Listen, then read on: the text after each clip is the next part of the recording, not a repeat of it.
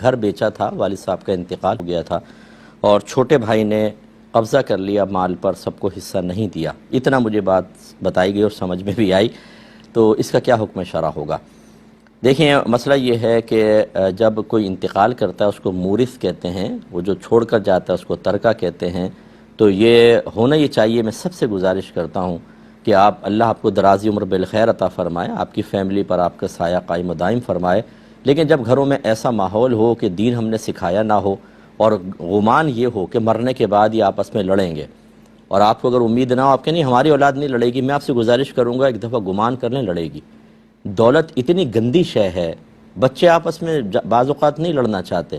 جیسے بیٹا ہے تو اس کی بیوی اس کو فورس کرے گی کہ یہ کرو اور وہ کرو، پھر دوسرے کی بیوی، تیسرے کی بیوی، آؤٹ سائڈرز جو ہیں وہ سب، پھر جو ہم نے انتشار دیکھا ہے،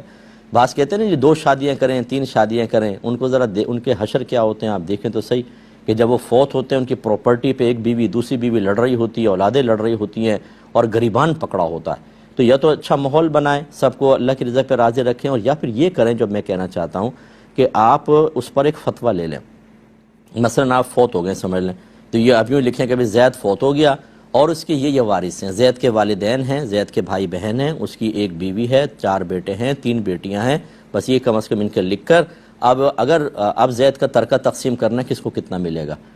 یہ آپ کر کے رکھ لیں، فتویٰ لے کے رکھ لیں اپنے پاس۔ اب آپ کا اچانک انتقال ہوتا بھی ہے، گھر والوں کو پہلے بتا دیں کہ اس کے مطابق تقسیم ہوگی، پھر آپ کو ہو جائے گا۔ اچھا فرض کر لیں کہ آپ فوت نہیں ہوئے، آپ کے سامنے کوئی اولاد فوت ہو گئی،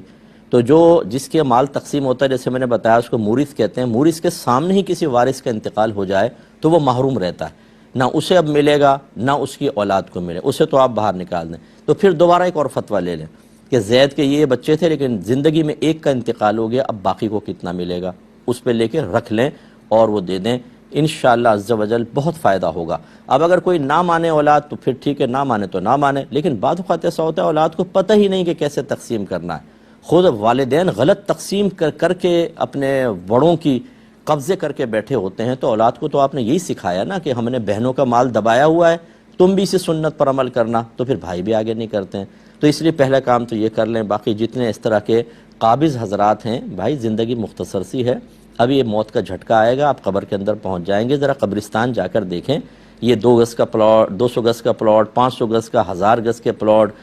مال، گولڈ، یہ سب یہیں رہ جائے گا، آپ کے کپڑے تک اتار لیے جائیں گے، آپ کو برہنہ حالت کے اندر غسل دیا جائے گا، کفن پہنایا جائے گا، اور سیدھا ایک اور کفن بھی کتنے کا ہوگا ذرا قیمت معلوم کر لیں، آپ نے ساری زندگی جتنے لباس پہنے ہوں گے ایک لباس بھی اس کی قیمت سے کم کا نہیں ہوگا، اتنا معمولی سا کفن دے کے آپ کو قبر میں چھوڑ دیں گے، اس کے بعد آپ خمیازہ بھگت رہے ہوں گے۔ اس لیے نہ کسی کا حق ماریں، اگر آپ کو نہیں پتا کہ کس کا کیا حق ہے تو جیسے میں نے عرض کیا، آپ اب فتویٰ لے لیں جا کر، اور فتویٰ لے کر اس کی روشنی میں خرچہ کریں، یعنی حصہ دیں، اور جو اخراجات وغیرہ آپ نے بیجا کیے ہیں اس کا تاوان دیں، یہ اچھی طریقے سے ذہن میں رکھیں، ورنہ آخرت کی بربادی کا بہت بڑا سامان ہوگا۔